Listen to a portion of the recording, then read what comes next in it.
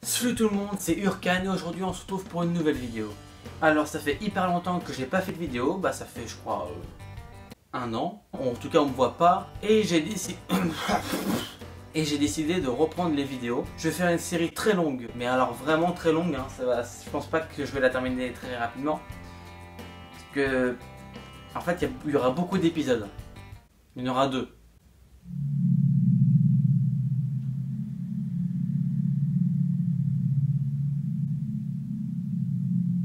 Ok, donc ça va être en fait une fiche d'élevage sur le Pythorhejus, enfin, en 2 parties. La première, on verra qu'est-ce qu'il faut faire avant d'avoir son Pythorhejus, et une deuxième partie de qu'est-ce qu'on fait quand on a notre Python royal. Aussi, je pense que ça va être 2 vidéos sur les reptiles, mais après je vais un peu stopper les vidéos sur les reptiles parce que j'ai vraiment envie de faire d'autres vidéos plus divertissantes pour qu'on rigole, pour que je rigole. Voilà, donc je préfère, j'ai envie de changer un peu. Donc du coup, après ça, je pense qu'il y aura une pause, une pause pour les vidéos reptiles. Après, je sais pas dans combien de temps j'en referai une autre, parce que j'en referai évidemment. Voilà, mais je sais pas dans combien de temps. Peut-être dans très longtemps, peut-être dans pas longtemps, je sais pas. Donc on démarre cette vidéo maintenant, enfin le thème de la vidéo maintenant. Donc premièrement, il faut que vous vous renseigniez un maximum. Prenez des bouquins, allez sur des groupes Facebook, allez contacter des personnes qui s'y connaissent, regardez des vidéos comme vous faites là, et allez voir d'autres personnes aussi, comme Snake Reptile par exemple. Vous pouvez aussi demander, j'y pense, parce que c'est ce que j'ai fait, demander à la femme tropicale des conseils, et ils m'ont bien aidé à choisir, à me rassurer, enfin bref, ils m'ont vraiment aidé, donc vous pouvez les contacter. D'ailleurs, j'en profite pour vous dire, si vous avez des questions X ou Y, sur par exemple le plancher qui permet de voir des penderies avec des fauteuils, n'hésitez pas à me contacter par Messenger, ou alors mettez directement un commentaire. Donc, aussi, le Pythorhejus, ok. Le Pythorhejus, Réjuste, purée, mais c'est pas Réjuste, c'est Réjus. C'est Réjus. Voilà, donc le Pythorhejus, c'est un serpent qui est en général calme, assez peureux, qui est très cool, mais qui stresse facilement. Donc c'est pour ça qu'il ne faudra pas le manipuler sans cesse. Comme tous les reptiles, on ne manipule pas sans cesse un reptile. Je dis il faut manipuler son reptile une fois maximum par semaine, parce que évidemment il faut manipuler son reptile pour qu'il soit habitué à nous, au contact humain, mais il ne faut pas exagérer là-dessus. Donc soyez cool avec lui, ne faites rien pour le stresser, ne vous amusez pas à trifouiller partout autour, enfin bref, ne le stressez pas, laissez-le cool. Voilà, donc maintenant vous vous y connaissez, vous êtes prêts, vous êtes bien, voilà. Donc maintenant, il vous faut du matériel, donc qu'est-ce qu'il vous faut déjà? Il vous faut un terrarium. On loge le serpent, il n'y a pas de terrarium, pas logé de serpent. C'est gênant. Donc il vous faut un terrarium. Donc moi je l'ai eu à 6 mois mon serpent, enfin je l'ai eu quand il avait 6 mois. Et je l'ai mis dans un 45 x 45 x 45 de Exoterra. C'était bien pour la taille, voilà. Donc c'est ce que je vous conseille si vous le prenez juvénile votre serpent. Et je vous conseille de le prendre juvénile. C'est quand même plus sympa de le voir grandir en fait son serpent. Vous le voyez grandir, vous connaissez son caractère. Parce que chaque serpent, chaque être vivant a son propre caractère. Donc voilà, moi je vous dis, quand vous l'avez juvénile, vous le mettez dans un 45 x 45 x 45 et versez un an et demi, car je crois que c'est là que je l'ai changé mais je suis pas sûr. Vous le mettez dans un 90 x 45 x 45 comme j'ai là. Et après il faut pas oublier que les femelles sont souvent plus grandes et plus grosses que les mâles. Donc quelquefois on peut les mettre dans des terrariums plus grands. Donc par exemple au lieu de prendre un 90 x 45 x 45, vous pouvez prendre un 100 x 45 x 45. Vous pouvez aussi mettre votre mâle dans un 100 x 45 x 45, hein. Franchement vous pouvez. Après si vous n'avez pas le choix de prendre un terrarium plus grand que 45 x 45 x 45 quand il est juvénile, à ce moment là mettez plus de cachettes que la base. Mettez-en 3 par exemple ou 4. Mettez plus de décors. Parce qu'en fait votre serpent, si il se rend compte que votre terrarium est grand et qu'il a beaucoup d'espace en fait de vie, et ça va le stresser parce que c'est grand. Donc essayez de lui faire croire que c'est pas si grand que ça. Si vous n'avez pas le choix de prendre un grand terrarium, si vous avez le choix, adaptez le terrarium en fonction de la taille de votre serpent. Et de toute façon, ça se voit en fait. Vous allez le voir quand le terrarium sera trop petit pour lui. Vous allez le voir, franchement. Ça se remarque, ça se ressent. Et même vous pouvez vous dire que la longueur plus la largeur du terrarium doit faire la longueur du serpent. Je pense que ça peut être une bonne façon de voir le truc. Donc maintenant il faut bien un substrat, voilà. Donc le substrat c'est ce qui se met au sol, voilà, c'est ça. Donc prenez de l'éclat de coco, encore de l'éclat de coco et prenez l'éclat de coco, l'éclat de coco, franchement l'éclat de coco c'est très bien comme substrat l'éclat de coco. J'avais essayé le snake beading, franchement il est bien mais franchement foncez sur l'éclat de coco parce que l'éclat de coco c'est la vie quoi. Voilà, merci d'avoir regardé la vidéo. Cette bague mais elle est faite et refaite mais tellement de fois quoi. Maintenant votre serpent bah, il boit donc il vous faut une gamelle d'eau. Donc pour ordre d'idée, pour la taille de la gamelle d'eau, il faut que votre serpent puisse loger enroulé à l'intérieur. Voilà.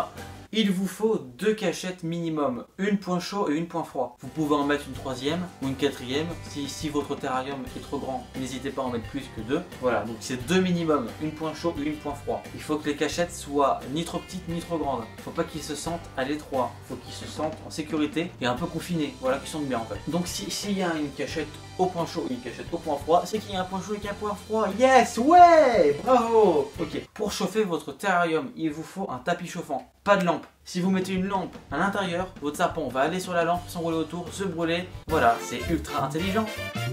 Après, si vous voulez mettre une lampe d'éclairage ou un néon d'éclairage, vous pouvez le mettre au-dessus, hein, au-dessus du terrarium, au-dessus de la grille. Pour faire plus général, rien qui chauffe à l'intérieur du terrarium. C'est pour ça que le tapis chauffant, on le met sous la paroi du terrarium. Et au sujet de l'éclairage, si votre pièce est bien éclairée, c'est pas la peine de mettre un éclairage en plus. Essayez d'éclairer par les fenêtres, il faut pas que le soleil tape toute la journée sur le terrarium, c'est pas très bon, parce que ça va faire une surchauffe. Après, si votre pièce est pas bien éclairée, mettez une lampe au-dessus du terrarium. Donc pour revenir au tapis chauffant, il doit faire un tiers du terrarium, vous voyez, bah, enfin, il fait ça en fait.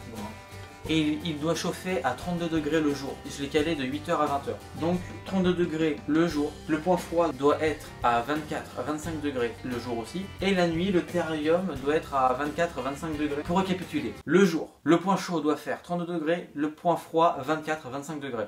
La nuit, il faut que tout le terrarium fasse 24-25 degrés. Pour chauffer votre tapis chauffant, bah, il vous faut bien un thermostat. Donc moi j'ai un thermostat Trixie, franchement bah, il est parfait, je vous le conseille. Il m'a pas posé de soucis, je touche du bois.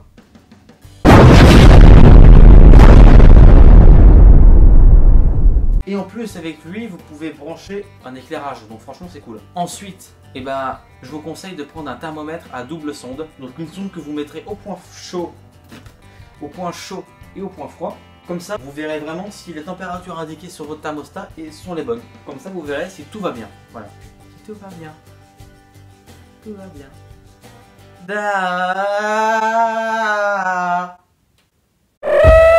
Aussi, prenez des hygromètres, enfin un hygromètre. Alors après, en matériel supplémentaire, prenez du gel hydroalcoolique. Alors moi je conseille le Bacide parce que franchement c'est le meilleur. Il donne pas la sensation d'avoir les doigts collants. Tout le reste que j'ai pris, j'avais l'impression d'avoir une pellicule de gel, toute vachement sympa quoi. Prenez une boîte, comme ça quand vous nettoierez le terrarium, vous le mettrez dedans. Ou alors si vous décidez de le nourrir à l'extérieur, vous le mettrez dedans. Du coup, prenez une pince de bonne taille évidemment. Vous n'avez pas le choix pour le nourrissage, il faut une pince pour lui donner sa proie, sans qui se gourre avec nous.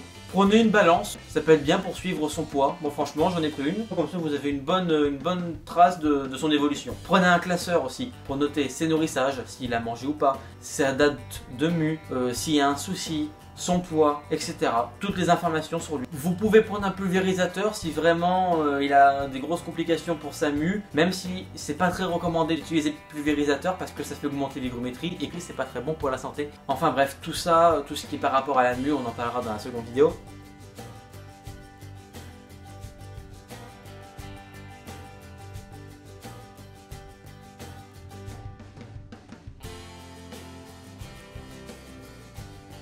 Après, si c'est pas votre premier reptile, ce qu'il faut faire c'est faire une quarantaine. Je pense que c'est une bonne idée parce que imaginons qu'il y ait des acariens. Les acariens c'est des parasites qui se mettent sur la peau des serpents. C'est un peu les puces des serpents en fait. Et du coup, la quarantaine c'est tout pareil, sauf que le substrat va être remplacé par du sopalin. Et il n'y aura pas de décor, il sera juste chauffé, vous pouvez le mettre dans un bac. Voilà, faut le mettre sur un sopalin, c'est 2 cachettes, voilà, tranquille, avec de l'eau, son chauffage. Vous faites ça pour bien vérifier qu'il n'ait pas d'acarien, qu'il n'ait rien, pour contaminer vos autres reptiles. C'est un conseil, je suis pas vraiment calé sur la quarantaine. Je dis ce que j'ai entendu dire, si vous voulez faire une quarantaine, allez voir d'autres vidéos qui en parlent.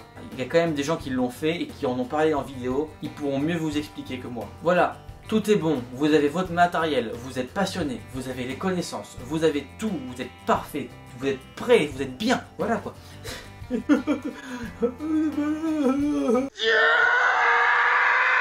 Maintenant, vous pouvez prendre votre Pétion Régis. Bah Régius, vous pouvez prendre votre python royal. Moi je l'ai pris à la ferme tropicale. C'est une animalerie spécialisée en reptiles, je précise. Franchement j'ai pas été déçu. Ils m'ont bien aidé en tout. Il y a aussi Reptiline que je peux vous conseiller. Ne le prenez surtout pas dans des animaleries non spécialisées. Quand on vend ça, il faut être passionné. Et quand on voit les conditions dans lesquelles ils vivent, on se dit mais ça peut pas être des passionnés. C'est des gens qui y connaissent rien. Ça devrait être plus contrôlé je pense. Enfin, il y a un truc qui cloche au niveau de ça. Enfin tout ça pour dire que prenez-le dans un endroit spécialisé. Vraiment, il faut que l'animal soit très bien élevé. Il faut pas qu'il ait l'acarien. Il faut pas qu'il soit maigre. Il faut que les conditions d'élevage que je vous ai dit. Il faut qu'il mange bien. Il faut pas qu'il tousse. Il faut pas qu'il soit sale. Il faut pas que son cloaque soit sale non plus. Il faut pas qu'il ait des taches partout. Pas des restes de mue. Voilà, il faut que ça soit irréprochable. Cette vidéo est maintenant terminée. Alors du coup, comme je l'avais dit, il y aura une seconde vidéo qui va venir prochainement pour dire qu'est-ce qu'il faut faire en termes d'entretien quand vous avez votre reptile, quand vous l'avez reçu, comment l'entretenir, qu'est-ce qu'on fait par rapport à la mue, le nourrissage, etc. etc. etc. etc. J'espère que cette vidéo vous aura plu. En tout cas, n'hésitez pas à mettre un pouce bleu, à vous abonner et à laisser un commentaire. Allez, je vous dis à la prochaine.